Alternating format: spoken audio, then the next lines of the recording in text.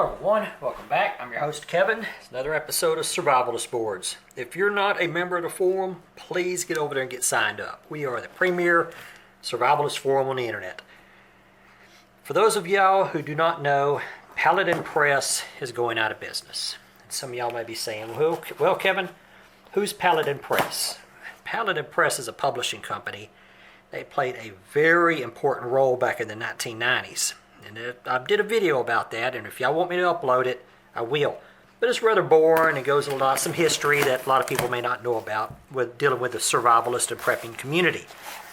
So Paladin Press has got a going out of business sale. Some of their titles are up to 65% off. So while this big sale was going on, I decided to go ahead and place an order and do a variety of books. Into the Primitive, Advanced Trapping, Survival Retreat,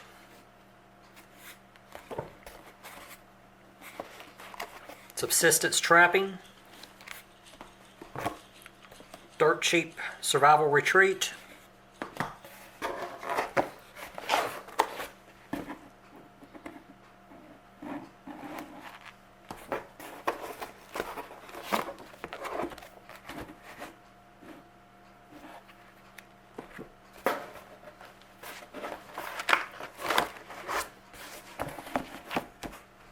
Some of y'all may be wondering exactly why I picked these books, and there were a couple of options. I mean, I've been prepping since, I would say, where I was introduced to a rural farm life since I was born. I mean, my grandparents had pigs and chickens and cows and a horse and all kind of good stuff and fruit trees, and then from there I went into the mainstream prepping in the 80s and the 90s and been doing it ever since. So what I did, some of y'all know that I live in a rural area. So I tried to focus on information about how to a bug out location or a retreat. So we've got 3 books here on retreat. Low budget homestead, dirt cheap survival retreat, survival retreat. Then I decided I wanted to do something about trapping or some type of primitive survival.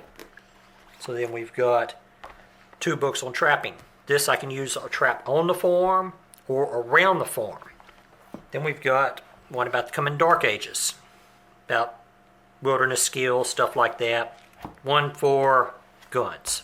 Why not? I've been subscribing to gun magazines, buying gun magazines since the 1980s. Some of my gun magazines like Guns and Ammo or Soldier of Fortune go back to the mid-1980s. Even as early like 1984 or so. I've had numerous subscriptions to magazines like Shooting Times, Guns and Ammo, Outdoor Life, Field and Stream over the decades, since the 1990s. But since this was on sale, I decided to go ahead and pick it up. Guys, while we're on the topic of books, let's go ahead and just talk about some of the other books that I've read here recently. These include Life in a Medieval City, Life in a Medieval Castle. This is the one I read a while back. I read this one a couple of years ago, Life in a Medieval Village. Read this one about 2 months ago, Neanderthals Rediscovered. And this is the one I'm currently reading, Technology in the Ancient World. This is a little bit older book. It was published back in the 1970s. I picked it up at a used bookstore, the Second and Charles in Beaumont, Texas, and decided to give it a try.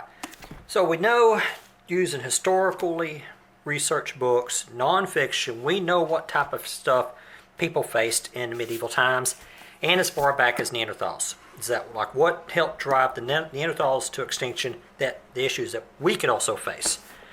Then, on more of a more prepping side, I ordered this a couple of months ago. Canning Preserving book. One of my puppies got a hold of the corner, chewed it up a little bit, but not too bad, just a little bit. Nameless Towns, read this one back in the summer, 2017. I did a video about a sawmill. Some of y'all maybe remember that. The Little Ice Age, read this a couple of months ago. And then a book on canning preserving. So that gives us 2 books on canning and preserving. 1, 2, 3, 4, 5, and then I've got a couple of books on the plague that aren't in here. 6 books on historical fact, nonfiction, firearms, and so. And I see this type of book and this type of book as being related. Here we have a book by somebody, and I haven't read it yet, but I'm going to assume that they think this is how things are going to happen, or things could happen today. Then we have historical research book, that nonfiction of how life actually was. Not only the medieval village, medieval castle, and medieval city. And I've got another one in here somewhere. Yeah, I've got a couple more of these. But anyway, so we have here a combination of modern writers who think that they think that this is how the coming Dark Ages could be survived. Then we have it how people really survived back in the Middle Ages, medieval times. Is that you take the survival retreat and compare it to something like the medieval village. So how did people live in medieval times in a village, and then take that and apply it to this, the survival retreat. Now I haven't read this, I just got it in the mail. As y'all saw the unbox, I just got it in the mail today. So what issues did people face here that we can take and apply to modern times? Because no man's an island. No matter where your house is at, no matter where your retreat's at, there are going to be people somewhere nearby. And so how can you take and band together with other people and utilize your resources? And that's what it kind of talks about in this book here. Same thing with the book here, Dirt Cheap Survival Retreat.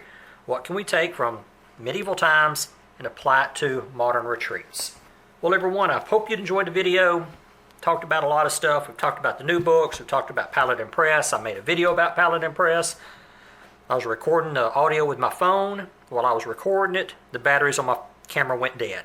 And so instead of letting that footage and that audio go to waste, I thought about just combining it, using what video I could, and then adding pictures. So if y'all want to know what was happening in the 1990s, after Waco, after Ruby Ridge, and after the Timothy McVeigh and the Oklahoma City bombing, let me know, and I'll post a video about it and the important role that Paladin Press played. So if you want any books, get over there, get signed up, get on their website, and order you some stuff. Some of this stuff was 65% off. I think I paid a total of $51 for all these books, not the ones I already had.